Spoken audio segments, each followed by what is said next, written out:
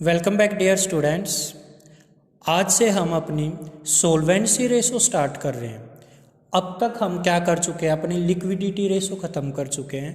हमें पता है कि लिक्विडिटी रेशो में 2 टाइप्स की रेशो पढ़ी हमने, एक तो करंट रेशो और एक लिक्विड रेशो।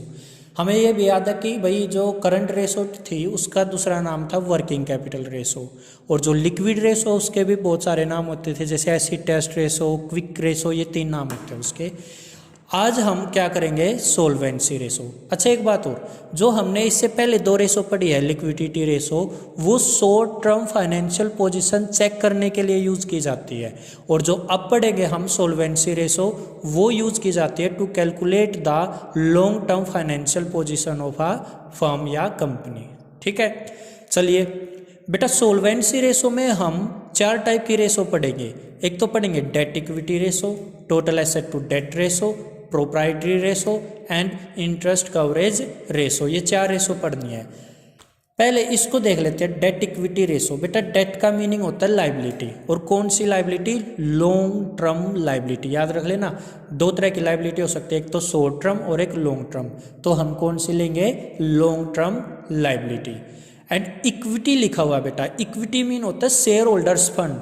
इक्विटी को क्या बोलते हैं, शेयर होल्डर्स फंड। तो आप क्या करोगे, आज डेट इक्विटी रेशो समझोगे, इनको हम नेक्स्ट क्लासेस में सीखेंगे। अब आपको एक बात और बता दूं बेटा,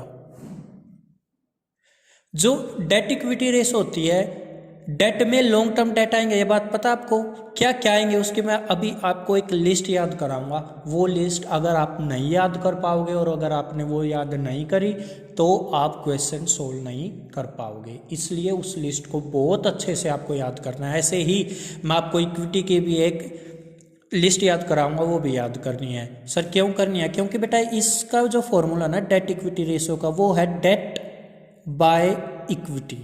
ये फॉर्मूला बेटा, देखो नाम में ये फॉर्मूला, डेट इक्विटी रेशो, ऊपर डेट नीचे इक्विटी, डेट इक्विटी, ये है इसका फॉर्मूला। ठीक है, डेट बाय इक्विटी।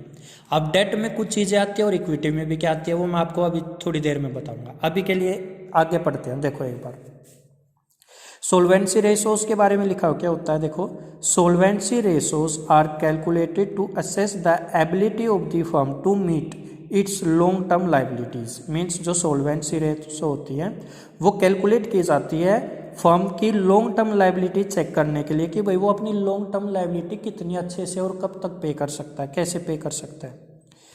आगे देखो, these ratio shows how much amount है। अच्छा इसमें यह भी बताया जाता है कि भाई आपने कितना पैसा तो खुद का लगा रखा है, मीन्स प्रोप्राइटर्स वाला लगा हुआ है, मीन्स मालिकों का लगा हुआ, और कितना आउटसाइड से ले रखा है, मीन्स बाहर का पैसा कितना और अपना खुद का पैसा कितना लगा रखा है फर्म में। देखो एक बार, These ratios show how much amount has been invested by the proprietor, means कितना पैसा प्रोप्राइटर ने लगा रखा है, and how much amount has been raised from outside sources, means bank वगैरह से या बाहर वाले लोगों से कितना पैसा आपने ले रखा, आप ये कैलकुलेट करते हो इसमें। यहाँ तक क्लियर है बात, चलिए अब आगे चलते हैं।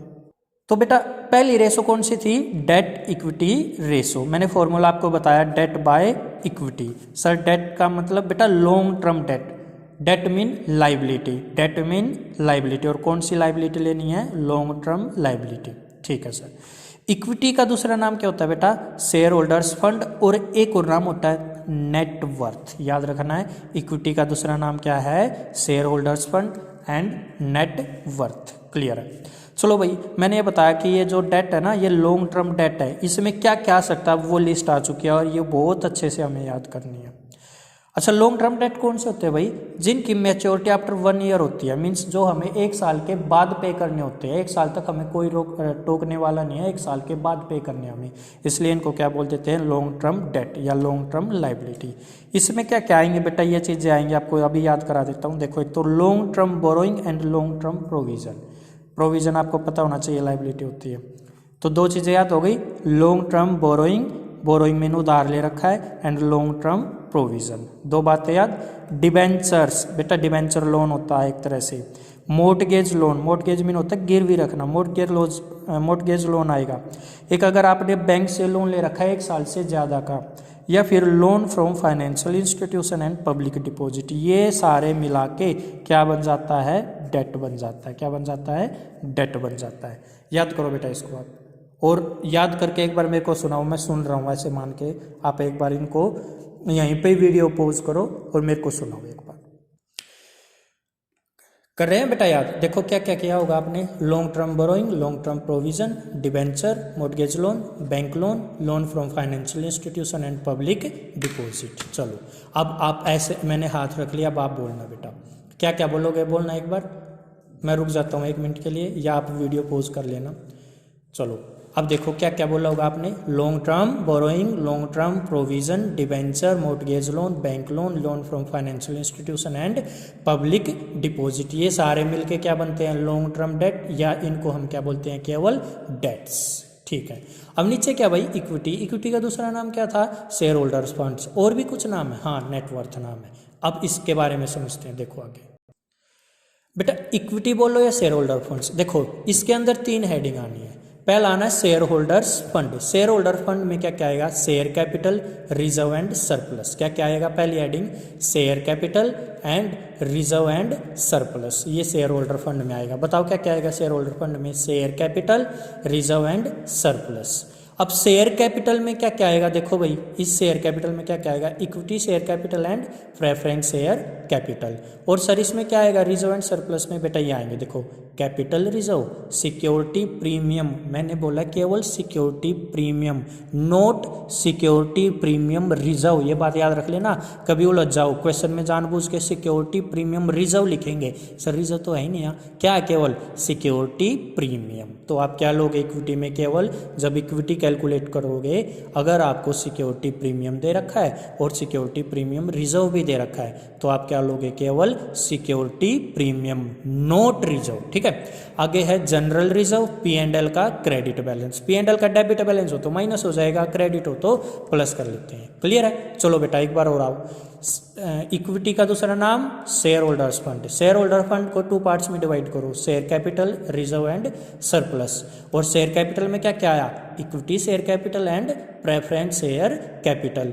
अब देखो भाई, ये तो हो गया शेयर कैपिटल में आया है equity share capital and preference share capital. Reserve and surplus में क्या क्या आएगा? Capital reserve, security premium only, and general reserve, P&L का क्रेडिट बैलेंस। ये चीजें आएंगी। क्लियर है बेटा? हो गया ये भी याद? तो देखो आपको डेट भी याद हो चुका और इक्विटी में क्या क्या आ सकता है वो भी याद होगा। चलो अब आगे चलते हैं। आगे बेटा क्वेश्चन है आपसे कि भैया डेट इक्विटी रेशो कैलकुलेट क्यों करते हैं?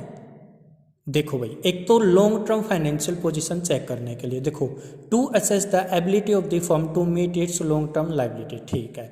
अच्छा भाई, इसकी आइडियल रेशो बेटा देखो 2:1 तक आंसर आए तो सेफ है, 2:1 से हाइयर आ जाए तो आप रिस्क है इसका मतलब।